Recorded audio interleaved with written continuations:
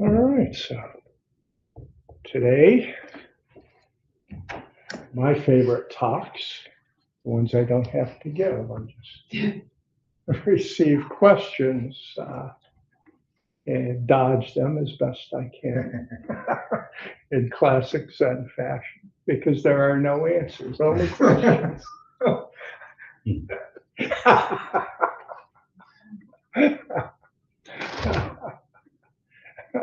But I'm anxious to hear what's on your mind. And in the exchange, you'll find out what's on my mind too, see? So there's a great opening that takes place and an exchange of thoughts. And that tends to be pretty rich. So I think we're open for business.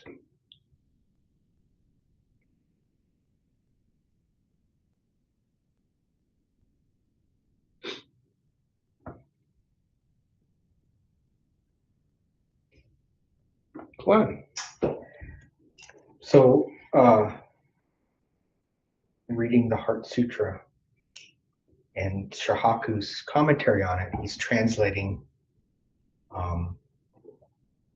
prajna, paramita, right? And going through the various translations of it and the meanings of it. And he uses the phrase "to the other shore." Mm-hmm.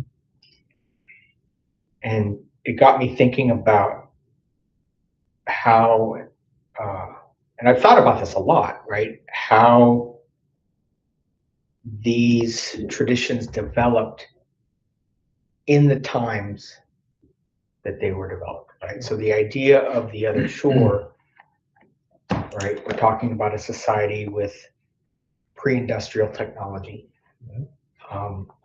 So to get to the other shore literally was a bridge or a boat, right? And both of those technologies, when you think about it, are magical, right? Because you get in, you either walk across the bridge and you can walk across the water, or you can get in a container and row across the water or sail.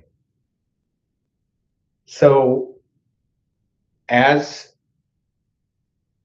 Buddhism developed and propagated and made its way to the West in our industrial, post-digital industrial society now, right, we've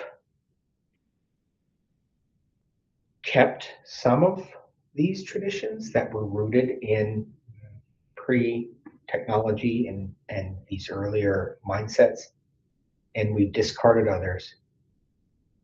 So I just find it fascinating about how the Dharma and the practice and the forms have evolved in some ways and not in others. So this is a personal issue that I'm currently dealing with, and that is extended zazen. Mm-hmm. Right. So you mentioned, the idea of Jikoji as a possibility for next year or the year after, and I'm not entirely convinced personally that extended practice over 5 days, 7 days, from 4:30 a.m. to 10 p.m. at night, 7 days a week, mostly silent practice, is something that, and I know from things that I've read, right, that those types of practices create an environment whereby you can break through and really sort of see things in a way that you wouldn't otherwise in a, just sitting once a day or whatever. So I'm just trying to understand how extended practice, which seems to me, coming down, descending from monastic practice, applies to a lay situation in our current times, right? So, and for me, I'm trying to come to an equilibrium, right? One of the key movies in my life was Koyaanisqatsi, Life Out of Balance, Yeah. right? And so I understand that we're currently in an environment that is inherently out of balance. Capitalism guarantees that you are not in a good place. How is it, though, that then going into 7 days of silent retreat is not also out of balance? Because that's, and again, I'm going from one extreme of capitalistic sort of hurry and hustle that is unnatural to 7 days of silent retreat, which is also in some ways a little extreme. So I'm just trying to reconcile that for myself. So That's a great question. And I guess the first thing that arises for me from a question like that is the fact we're in this Koyaanisqatsi era. It seems to point to the increased importance of having a week where you just completely unplug and move away from it. So, as a skillful means to allow us to be able to practice in Koyaanisqatsi, the nature of the question is kind of stating the urgency of doing something about that. Because otherwise, we're just getting swallowed up in it. And our sense of dukkha is just exploding. Hence all the mental health issues up to and including suicide, deaths by drug overdose. Just we're annihilating ourselves because of Koyaanisqatsi. In view of that, it would seem that we really need to have a longer period. That if we only came to Sangha once or twice a week, and then hopefully also had a daily practice, that those are invaluable and they have to be the foundation, because it also doesn't help to go off for a week and then that's it. Then you wait till next year and go back and do another week. Because there are some people that kind of do that and maybe try to fit in some practice in between those session dates. But for the most part, they're relying just on session. So I guess my position is that they're both really essential. That we need this foundational practice, but because of the world we live in, especially now, I think it's invaluable to be able to get away for a week. Because I kind of been contemplating next week talking about the koan move. I've referenced it, but I've never given a Dharma talk on move. And I think I might be doing that next week. And not to get too far into this, because I don't want to steal my thunder for next week. But move is essentially letting go. And that's essentially our practice. It begins with letting go. Because we can't advance at all on the practice without letting go. Or to use the metaphor you began with about arriving at the other shore. And we can't get there if we don't have that letting go. It's like that's the rope that's tying us to this shore. And no matter how hard we are, we're trying to paddle that boat, it's not going to get us over there. So letting go is the practice. Once we let go, then just ordinary effort could eventually get us over there. And so doing a week-long session where you're totally engaged in it. I don't mean just partly, but if you can go there and really fully immerse yourself in it, you're effectively letting go completely for a week. That has to be impactful on your ability to come back and be more effectively practice your life at home without being just overwhelmed by koan. Because koan, by its very nature, as you suggested, the problem of capitalism is putting hooks in us to try to take us in certain directions. And as long as we continue to allow those hooks, and sometimes we place those hooks in ourselves. I referenced the impact of addiction, which in koan, that is a natural defense mechanism to find some means available to kind of seemingly escape from it, which of course is only taking you deeper down that vortex. So it's from that perspective that I think, if at all possible, people should try and carve out that kind of time to do that kind of practice. So, just speaking personally, I got into a routine where I was doing 4 to 5 sessions, not week long. Typically, they'd be like maybe a long weekend or something. But they were more than just 1 or 2 a year. I was doing those about every other month, roughly. And about 4 of those were out at Evanston during that stretch of time. And then once the group here got rolling along, we'd start doing several here. And I'd go to other places too, because I wanted to access other teachers. So once you begin doing that kind of practice,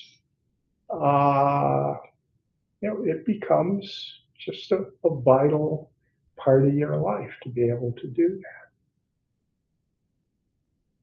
Labor Day weekend, I also do jazz retreats, a jazz session. So I'll have one of those in the first weekend of September. Those are important. Because, in all seriousness, there really is kind of that sense when I'm attending a performance, it's samadhi-like. So I feel like I'm going there and I'm doing a number of rounds of zazen, however many performances I'm catching. So there is a strong practice aspect to that. But I don't include those in my session activity. But I feel I could probably justify it if I did. So that's a great question to start out with. Chris? Yeah, I just wanted to respond to your question. I would say that probably every Zen practitioner should try to experience either a long weekend or a week sesshin, because Zen is an experiential activity, and so you won't really know until you do it. Right. And you might decide, or I could say, "Oh, that was the best week of my life," or I could say, "Oh man, I hated every minute of that." But that's my experience with it, And so I would just suggest giving it a try and see how it is for you. So that was just my thought. Yeah, I trying to imagine, and maybe I'm just overthinking it. I know I'm overthinking it, but I'm just trying to imagine the physical marathon of doing it. Like when we've done our sessions here, by the end of the day, I'm physically exhausted from sitting still in the sort of the yogic, like, activity of trying to remain still without, and being mindful of the parts of your body that are in pain. So then, and I know, and I've read over and over that people at some point they'll have a breakthrough, and the physical pain is your body reminding you, right, that you are here and you're present, and this is the moment that you need to pay attention to, and to be grateful for the pain because that means you're still alive, et cetera, et cetera, et cetera. So it's a bodily void in my experience and in my understanding, because I have yet to do that. So when you don't have that experience and you don't have that understanding yet, it becomes a little daunting and again, I'm overthinking it. I know that I'm overthinking it, and I need to just let all that go and just give into it and commit. But I think acknowledging those concerns, I think, is an important part of coming to terms with that and its place in my practice. So yeah, and in that connection, I know a purist might take the position that we just go and accept the pain. Yeah.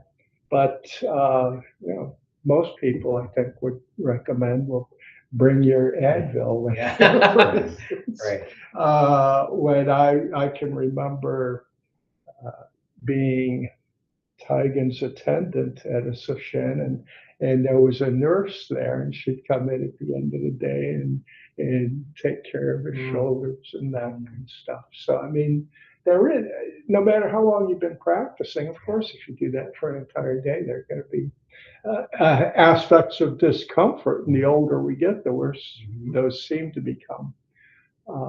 But then I've also practiced with people like Blanche Hartman when she's up in her 80s. So it's like, well, damn. I'm not grumbling. And she's leading a Qigong practice for us too. She was such a phenomenal role model. So just to have it in mind that we still take care of ourselves, even if we're on those sessions, and take a break. That's not in the schedule. Yeah. You need to sit out a couple of rounds of Zazen. Sit out maybe isn't the best. There's sitting in and sitting out.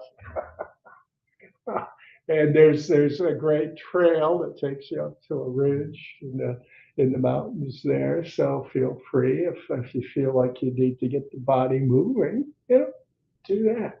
You can take, and this is a nice thing about practice at Jikoji. It's a little looser in that regard. Now, most people are going to follow the schedule completely. But for those that need, out of compassion for their own body, they need to do some other activities, you're certainly free to do that. Just let know what you're going to be doing, so you don't go, oh my God, what happened to Glenn? then a search party goes. But that's all. So don't feel like you're just a prisoner for that week. You're not. So you can inject your own kind of schedule that overlays as you need to. Yeah, I'd like to second that for sure. I was thinking about the analogy of like having an itch. Like, if you're sitting in Zazen and you have an itch, like you can decide, okay, can I just ignore this and see if it goes away? Or does it become such a distraction that I can't be present, And I think it's kind of the same way with pain. I've experienced times when the prolonged sitting was painful and uncomfortable, and it interfered with sitting. When I'm not recommending this for everyone, but it's what I did. When I went to Chikoji, every Thursday I would take off. I would go off in the mountains there. It was beautiful, Northern California. I'm from Ohio, so I was like, I really want to experience being out in the wilderness here by myself. And as forest bathing goes, that was a very meditative kind of experience. So for me, that day, and I followed the schedule religiously the whole rest of the time, but that day for me was also very, very significant. And any time that I did have a moment of samadhi, it was always when I was outside. It was never when I was in the Zendo. Oh, I'm sure that led to it, Right. but it was always outside. Yeah. For me. Yeah, right. Yeah. I have a question. It's the kind you don't really have to answer, but I'm just wondering, because you mentioned breakthrough more than once. Are you looking forward or desiring to have a breakthrough, or maybe setting a goal, sort of a unspoken goal that you really want that breakthrough? No, maybe, and that was maybe a poor choice of words, but I think when I was specifically focused on the endurance part of it, because it is an activity that we are not accustomed to in our daily lives, right? To sit still and to practice zazen, all day for multiple days in a row, that is unnatural in our current koyanaskatsi. I would not say that it's unnatural for us as human beings. We need to, I think, get back to that, right? That stillness. So I think it's a mental understanding that my brain is intimidated. I'm intimidated by the idea of sitting for multiple days, all day, in a slightly more formal setting than here, right? Because here I feel is very forgiving, and if I need to get up and walk out, I can do that. Not a big deal. I've never been to Chikoji, but I'm like, my ignorance is causing me some consternation about what it would be like to get up and leave during a more formal setting like that. So, and when I use the term breakthrough, I'm talking about overcoming some of those hangups. And that's not necessarily directly related to Zazen. That's just, and maybe it is, but it's a ignorance that I need to address through the experience of actually doing it. But not having done it, I'm still dealing with those concerns in a way that I can't just let go and have them no longer be concerns. I can certainly, during my Zazen practice, let go of those thoughts, but they will never fully be, I will never fully be free of them until I actually do it, if that makes sense. So that's what I meant by breakthrough. It's that sort of, oh, it's the easiest thing in the world. What was I so hung up about? So in a way, that is kind of a goal, but it's not a goal that I'm going to use in my sitting as like, I need to do this. I need to get there. I need to get there. So it's more of a personal calendar goal or whatever, rather than I'm still working on more than 3 meditative sittings in a row. Yeah. Like one of our Zazen Kais. Yeah. Going beyond man. Yeah. It's hard.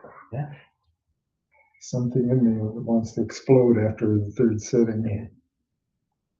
When you said 3 in a row, it was like, well, we don't do that many in a row. They do occasionally at Chikoji. I mean, on the same day. Yeah. go on a serious shit, it takes on different meanings. Yeah. He's talking about so many days in a row. I'm talking so many sittings in one day. But, Right there with you. but what Glenn's bringing up, obviously this is an issue that impedes our lives overall, is the anxiety about, I can't do whatever, fill in the blank, I can't do that. And we overthink it, and we become filled with anxiety, so we don't do it. And to reflect on how that constricts our lives that way because of that anxiety. Setting aside the issue of sesshin, just how that general phenomenon impacts our lives. Because I know I'm always bringing Whitehaven in, but we're not talking about going to a week-long sesshin, believe me, but there is this sense, and Zazen is about this, is recognizing thoughts and letting them go, and thoughts that are driven by a concern about something in the future and what I can and can't do. Even on a small level, something much simpler can really tie people up. So to be able to recognize, well, these are just thoughts I'm having, anxieties. Don't blow it all out of proportion. Don't let it limit you, because it's a terrible price you pay. You're kind of curtailing your life. So I think in terms of the overall Dharma picture here, that's the point I want to get across. That this applies far broader than just the issue of going on a session. Anything you look at that you think, well, I don't think I can do that.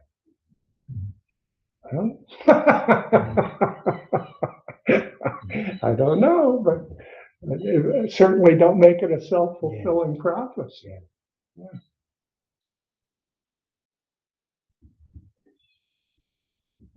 Yeah, Kimberly. I would just like to share that I believe it took me 7 years to actually go on a 7-day. And it was suggested to me to do like 2 days, like a long weekend. And that was helpful. Because at the time, oh, I can relate. I mean, I just put it off, and it did turn into this thing, like, oh, and then I just kind of told myself, oh, well, I'm practicing daily or nearly daily, and, you know, I'm having this experience. Maybe I'll just never experience that, and maybe that's okay. But it was just helpful to break it down. And I know I can speak for myself. If we can find a place or somewhere more Midwest to go for just 2, I would join you. If you would like that support, but it really, I like what Chris shared too, like how he just took 1 day off. I mean, really, my limited experience so far in this life with meditation and long-term retreats is that you very much, it's both, like honor, you know, you don't want to be in total pain, but also it's that loop. You know, it's like you're worried about the pain, and then the pain can get worse, and, you know, all that kind of stuff too. But I'll just end with saying I was so surprised when I finally did the 7-day. It blew my mind for me. And it was a joyful experience. And I loved being in silence that long. So yeah, we're here to encourage you, and if amongst us, if it makes sense to do a longer sit, I mean, it really is about us, the Sangha, we can do that, Mhm. together to support each other. Just like, for the longest time, even in practice, I would just like stick my toe in, stick my toe in, you know.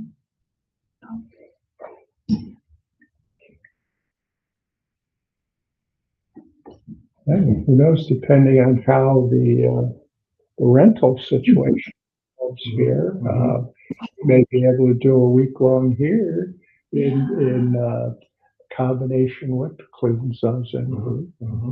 Yeah, that way. Although it's not as effective because you're going home at night. That's the thing.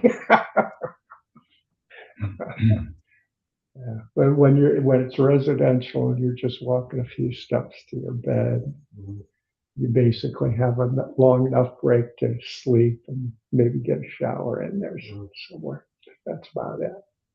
That's there's something to be said for the residential recall. But it would be pretty cool if we could do that even here. And, if there's nobody up there, then we have three bedrooms available for people that want a deeper dive.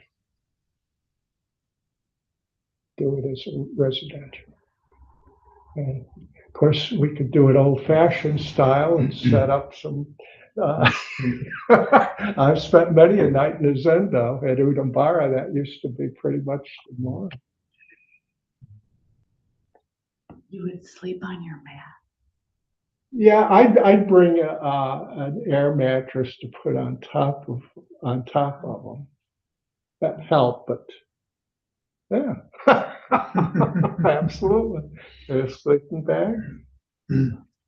Yeah, you get accustomed to Be tired enough.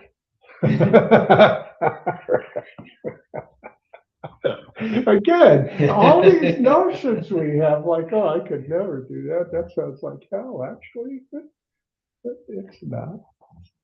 I did. It wasn't an entire week, but it was about a 5-day with my first practice with Tigan was at Karen's place.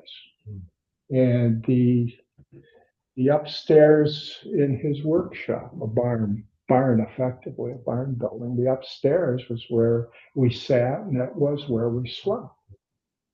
There's nowhere else you can go. A couple of people, I think, pitched tents, but basically you were going to be up there. So we had a line up there with a curtain we hung up, so we had the men's side and the women's side.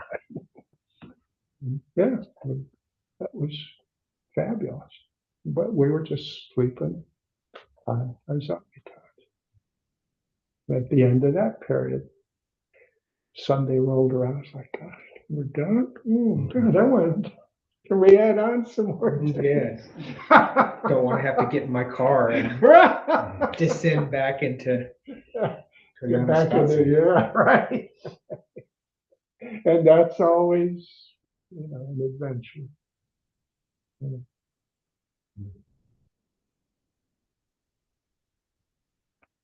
For sure.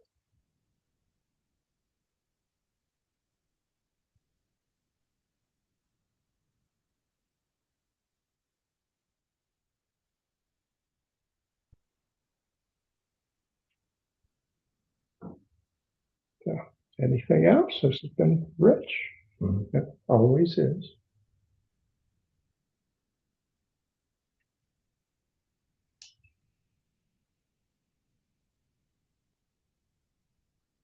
Okay. Well, let's go ahead and chant out there.